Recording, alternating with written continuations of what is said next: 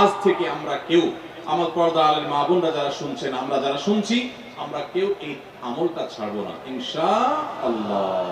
সবাই আমল করবো তো ইনশাআল্লাহ। তাহলে 3 কুল 3 টাইমে দিনে মোট 14 বার এটা আমরা পড়ার ক্ষেত্রে আবার একটা সমস্যা হলো, এই টাইপের আমলগুলো আমরা পড়ি খুব তাড়াহুড়া করে। যেমন সুবহানাল্লাহ 33 বার, আলহামদুলিল্লাহ 33 বার, 5 ওয়াক্ত নামাজের পরে আল্লাহু আকবার আছে না নাই? এগুলো সাধারণত কিভাবে পড়ে মানুষ বলে? আমরা তো সবাই এরোগের রোগী। কিভাবে পড়ি আমরা বলেন? সুবহানাল্লাহ সুবহানাল্লাহ সুবহানাল্লাহ সুবহানাল্লাহ সুবহানাল্লাহ সুবহানাল্লাহ সুবহানাল্লাহ। আমি যদি এখন মেজো ভাইকে বলি, ভাই আল্লাহ আপনার ভালো রাখুক, ভালো কথা ভাই, কি কিছু আমি তাড়াহুড়া করে কথা বলবো, উনি বলবেন লোকটা কি মাথা কোনো সমস্যা হলো কিনা। কারণ আমি একটা মানুষের সাথে যখন কথা বলবো, এমনকি ওনার প্রশংসা, সুবহানাল্লাহ মানে আল্লাহর পবিত্রতা বর্ণনা করা, এটা আলহামদুলিল্লাহ মানে আল্লাহর প্রশংসা করা। তো আপনি আল্লাহর প্রশংসা, আল্লাহর গুণকীর্তন করতে গিয়ে যদি বলেন যে উনি খুব ভালো মানুষ, উনি এটা করে, উনি সেটা করে, আমি তাড়াহুড়া করে বলবো যে কি ব্যাপার ভাই, আপনারা কেউ দৌড়ায় নাকি? তো আপনি সুবহানাল্লাহ আলহামদুলিল্লাহ যদি তাড়াহুড়া করে পড়েন, তো এই সুবহানাল্লাহ আলহামদুলিল্লাহ যে মর্যাদা আপনার পাওয়ার কথা, তাড়াহুড়ার কারণে সেই মর্যাদা পাবেন না।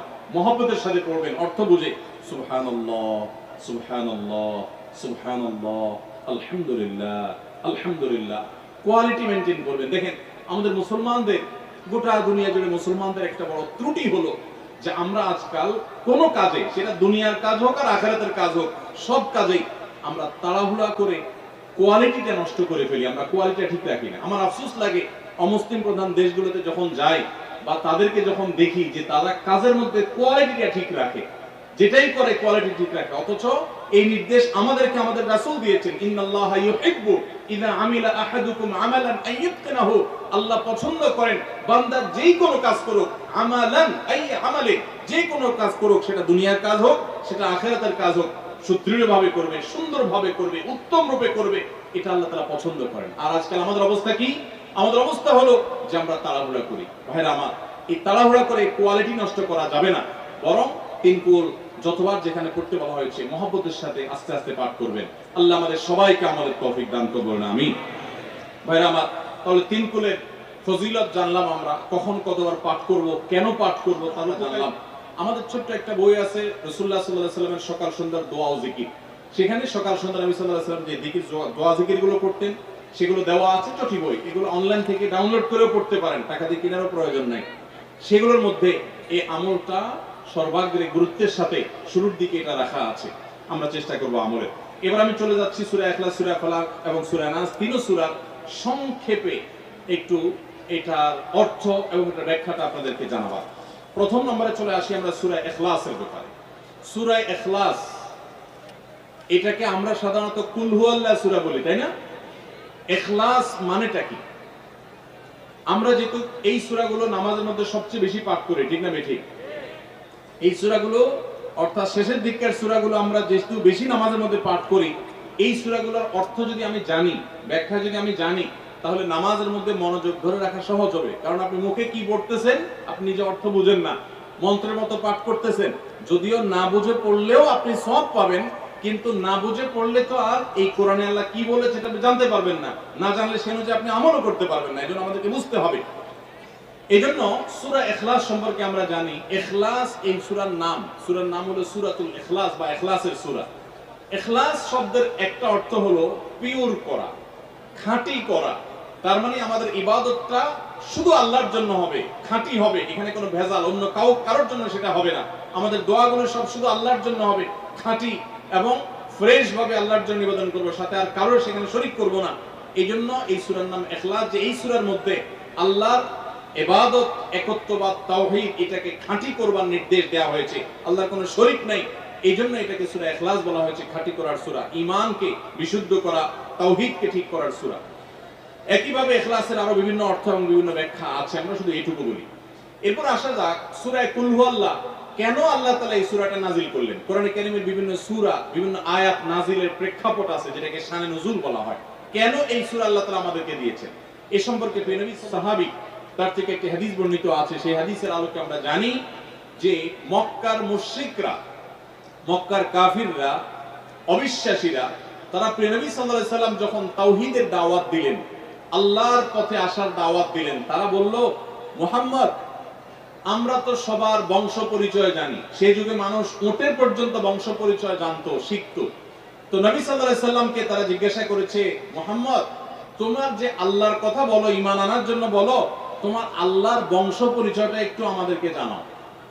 মক্কার মুশরিকদের এরকম হাস্যকর দাবি শোনার পর প্রিয় নবী সাল্লাল্লাহু আলাইহি সাল্লামের প্রতি আল্লাহ তাআলা এই সূরা নাযিল করে তাদের এই প্রশ্নটা যে অবান্তর, আল্লাহ তাআলার যে কোনো বংশ পরিচয় নাই, আল্লাহর যে কোনো জন্মদাতা নাই, তিনি যে কোনো জন্মদাতার মুখাপেক্ষী নন, সে বিষয়টাকে আল্লাহ তাআলা বিশদভাবে এই সূরাতে বিবৃত করেছেন, বর্ণনা দিয়েছেন। এই জন্য ওই প্রেক্ষিতে এই সূরাটা নাযিল হয়েছে। কোন কোন উলামায়ে কেরাম, কোন কোন মুফাসসিরগণ অবশ্য ভিন্ন আরো কেবল আপনাদের হিংসুক আছে না নাই, আপনার ভালো দেখতে পারেন এরকম বহু লোক আছে না? এই হিংসা করলে অনেক সময় বদনজর লাগে, বদনজর, এটাকে বলে বদনজর। আপনার ভালো কিছু হতে আরেকজনের জ্বালা পড়া শুরু হয়েছে, এর কারণে অনেক সময় মানুষ ক্ষতিগ্রস্ত হয়, এটাকে বদনজর বলা হয়। এই বদনজর থেকে, হিংসুকের হিংসা থেকে আমি ওই যে সকালের রবের কাছে শপথ করছি। এ হলো পুরা সূরা ফালাকের অর্থ। সূরা নাসের অর্থটা আমরা বলে শেষ করি। কুল আউযু বিরাব্বিন নাস, হে রাসূল আপনি বলেন আউযু বিরাব্বিন নাস, আমি মানুষের পালনকর্তা আল্লাহর কাছে আশ্রয় চাই। মালিকিন নাস, যেই মানুষের পালনকর্তা আবার মানুষের মালিক। নাস, যিনি মানুষের মাহবুব, ইবাদতের উপযুক্ত, তার কাছে আশ্রয় চাই। কোত্থেকে? মিন শাররিল ওয়াসওয়াসিল খান্নাস, যে শয়তান মানুষকে ভেতর ভেতরে তার মনের ভিতরে খারাপ, তার কুমন্ত্রণা দেয়, খারাপ কাজ করতে তাকে প্ররোচিত করে, ভালো কাজ করতে দেয় না, এই শয়তানের কুমন্ত্রণা থেকে সেই মানুষের রবের কাছে আশ্রয় চাই। আল্লাযী ইউওয়াসওয়িসু ফি সুদুরিন নাস, যেই খান্নাস, যে শয়তান মানুষের অন্তরের মধ্যে ওয়াসওয়াসা দেয়, কুমন্ত্রণা দেয়। আমাদের মনের ভিতরে খারাপ চিন্তা বেশি আসে না ভালো চিন্তা বেশি আসে? কি বলেন, খারাপ চিন্তা বেশি আসে আপনাদের মনে না ভালো চিন্তা? ভালো চিন্তা বেশি আসলে তো আল্লাহর ওলি, মাশাআল্লাহ। আপনাদের নামাজ পড়তে আরাম লাগে না গুনাহ করতে আরাম লাগে? এটাই বাস্তবতা। শয়তান আমাদেরকে সেটা আমাদের কাছে সবসময় আকর্ষণীয় করে তোলে। এটা থেকে আল্লাহর কাছে পানা চাওয়া হয়েছে। মিনাল জিন্নাতি ওয়ান নাস, শয়তান দুই প্রকার। শয়তান কয় প্রকার ভাই?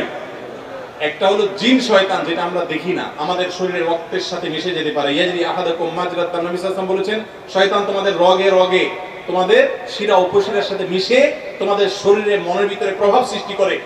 এটা থেকে আল্লাহর কাছে পানা চাইতে বলা হয়েছে। ওয়ান নাস, আর মানুষ শয়তানও আছে। জিন শয়তান যে কাজ করে, অনেক বন্ধু আছে দেখবেন আপনারা খুব বুদ্ধি দেয়। যত লোক বিড়ি সিগারেট খাওয়া ধরছেন, এরা মায়ের পেট থেকে বিড়ি হাতে নিয়ে আসছেন দুনিয়াতে? কি বলেন? যারা মদ খাওয়ার বদভ্যাস হয়েছে, এই হারাম কাজটা যারা করে, তারা কি মায়ের পেট থেকে মদের বোতল নিয়ে আসছে? তারা এগুলো কোত্থেকে শিখছে? 100% মানুষ কোনো না কোনো মানুষ শয়তান থেকে শিখছে। ঠিক না ঠিক? সব সময় খারাপ হয় অসৎ সঙ্গের কারণে। এই জন্য বাংলায় যে কথা আছে, সৎসঙ্গে স্বর্গে বাস, অসৎ সঙ্গে সর্বনাশ। এটা কোরআন হাদিসেরই কথা, এই কথা সঠিক কথা।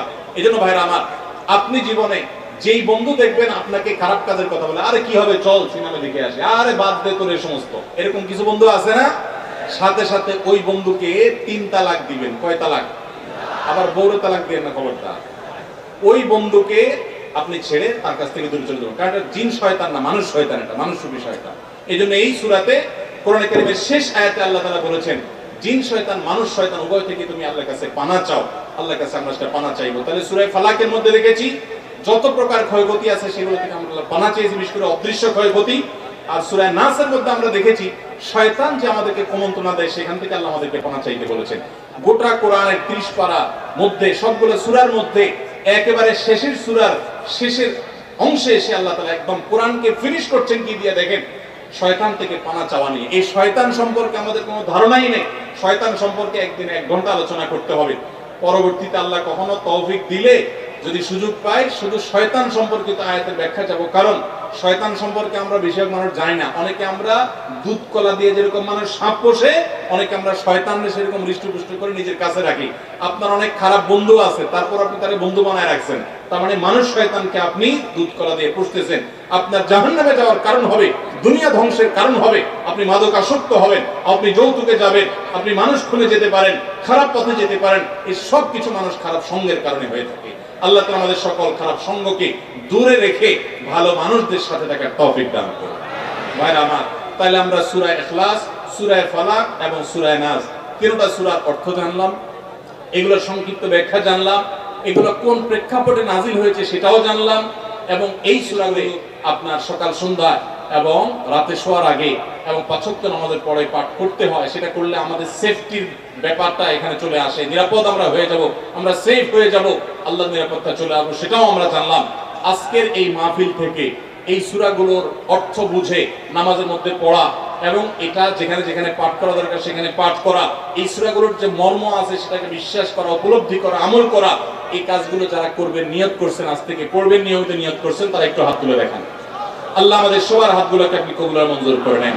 আল্লাহ আমাদের সবাইকে আপনি আমল করার তৌফিক দান করেন। মাহবুব এখানে যেরকম একত্র করেছেন, জান্নাতুল ফিরদাউসে এইভাবে একত্র করার তৌফিক দান করেন। জাযাকুমুল্লাহু খায়রা ওয়া আখিরু দাওয়ানা আনিল হামদুলিল্লাহি রাব্বিল আলামিন। প্রশ্নোত্তর কি আর সময় আছে না বাদ দিব?